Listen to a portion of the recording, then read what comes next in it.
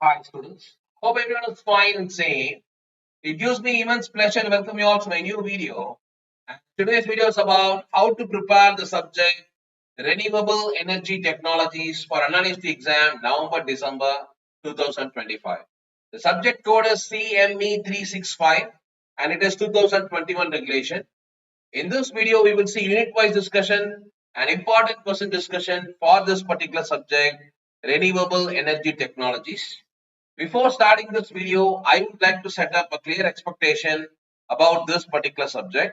இந்த சப்ஜெக்ட் வந்து பாத்தீங்க அப்படின்னா 2021 ரெகுலேஷன்ல புதுசா ஆட் ஆயிருக்க subject and we don't have previous year question paper for this subject but ரொம்ப ஈஸியான சப்ஜெக்ட் கண்டிப்பா ஒரு 4 கொஸ்டின்ஸ் படிச்சா போதும் எல்லா யூனிட்ஸ்லயும் நல்லாவே ஸ்கோர் பண்ண முடியும் subjects like this is where you can score more marks so அதனால ஈஸியா உங்களால படிக்க முடியும் நான் சொல்ற கொஸ்டின்ஸ் சாய்ஸ் இல்லாம படிங்க ஸோ தட் கொஸ்டின் பேப்பர் எப்படி வந்தாலும் உங்களை நல்லாவே ஸ்கோர் பண்ண முடியும் So with this, we will start this particular video.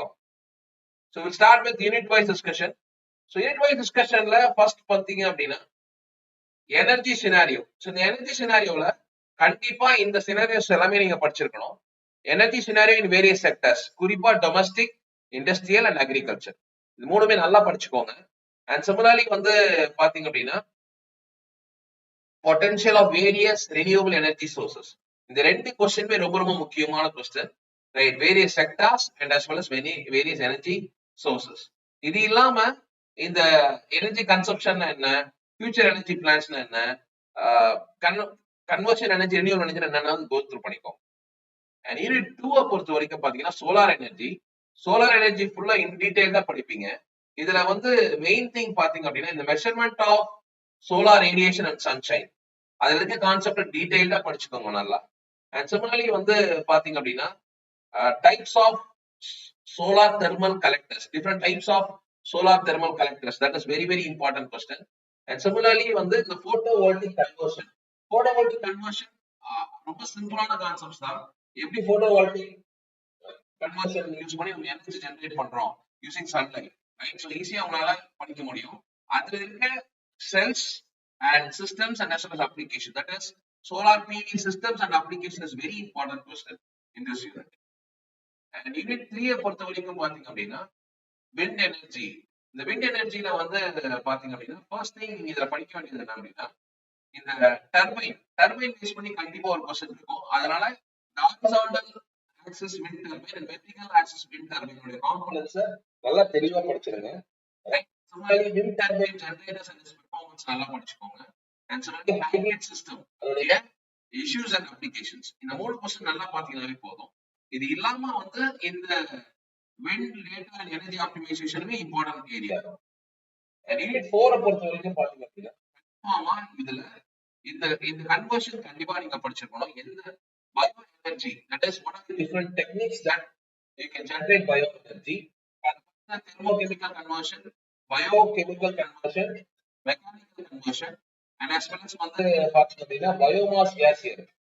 இந்த பயோமாஸ் கேசியர்ல வந்து பாத்தீங்க அப்படின்னா biomass gaseer and types of biomass gaseer is very very important concept, right? And இதெல்லாம் ரொம்ப முக்கியமான கான்செப்ட். இது இல்லாம பாத்தீங்கன்னா ethanol production and applications. So unit 4 பொறுத்த வரைக்கும் இந்த conversions, thermochemical conversion, biochemical conversion, mechanical conversion, similarly biomass gasifier and ethanol production and application. Right? And unit 5 பொறுத்த வரைக்கும் பாத்தீங்க அப்படின்னா இந்த small hydro it's very important. And similarly இந்த OTEC cycles and geothermal concept, இதெல்லாம் ரொம்ப முக்கியமான concepts in unit 5. And textbook பொறுத்த வரைக்கும் பாத்தீங்க அப்படின்னா இந்த டெக்ஸ்ட் புக் வந்து உங்களுக்கு டவுன்லோட் லிங்கா கொடுத்துருக்கேன். கண்டிப்பா அந்த புக்கை யூஸ் பண்ணி படிங்க. அதுல இருக்க சைட் ஹெட்டிங்ஸ், அதுல இருக்க அப்ளிகேஷன்ஸ் அதெல்லாம் யூஸ் பண்ணி படிங்க. so that you can score more marks. Right? And important questions பொறுத்த வரைக்கும் as I said before, potential of various renewable energy sources, similarly energy sectors, energy scenario in various sectors. இந்த ரெண்டு question ரொம்ப ரொம்ப முக்கியம். இது இல்லாம இந்த future energy plans also very important question in unit 3. Sorry unit 1. Unit 1ல இந்த மூணு கொஸ்டின் நல்லா படிச்சிருங்க. குறிப்பா இந்த ரெண்டு கொஸ்டினும் நல்லா படிங்க. இந்த per capture energy consumption what is what நான் தெரிஞ்சு வச்சுக்கோங்க. And unit 2 பொறுத்த வரைக்கும் பாத்தீங்க அப்படின்னா measurement of solar radiation and sunshine, solar thermal collectors and similarly solar thermal energy and storage. இந்த மூணு கொஸ்டினும் நல்லா படிச்சுங்க. இந்த solar PV systems and PV applications வந்து உங்களுக்கு வந்து பார்ட் சிலையும் கேட்கறதுக்கு நிறைய வாய்ப்பு இருக்கு. வாட் இஸ் வாட் நான் தெரிஞ்சு வச்சுக்கோங்க. யூனிட் 3 பொறுத்த வரைக்கும் பாத்தீங்கன்னா hybrid systems, environmental issues and applications, similarly horizontal axis wind turbine, vertical axis wind turbine, and similarly பாத்தீங்கன்னா wind data and energy estimation. All these three concepts is very important. மூணு question நல்லா படிச்சிருக்கேன். Unit 4 பொறுத்த வரைக்கும் பாத்தீங்க அப்படின்னா இந்த biomass gasifier நல்லா படிச்சுக்கோங்க. Types of biomass gasifiers. And கண்டிப்பா இந்த 4 கான்செப்ட்ல இருந்து ஏதாவது ஒரு கான்செப்ட் கேட்பாங்க. சார் இந்த மூணுமே படிக்க முடியல அப்படின்னா இந்த 2 கொஸ்டின் நல்லா படிச்சுட்டு ethanol production application what is what தெரிஞ்சு வச்சுக்கோங்க. பட் கண்டிப்பா இந்த 4 நீங்க படிச்சிருக்கணும். Biomass direct conversion, thermochemical conversion, biochemical conversion, mechanical conversion, right? So இது வந்து ஸ்பிளிட் அப் சவுண்ட் கேட்கலாம்.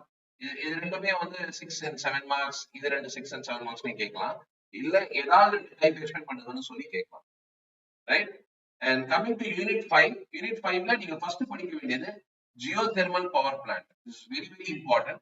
And similarly OTEC cycles, small hydro. இந்த மூணு கொஸ்டின் நல்லா படிச்சிடுங்க, ரைட்?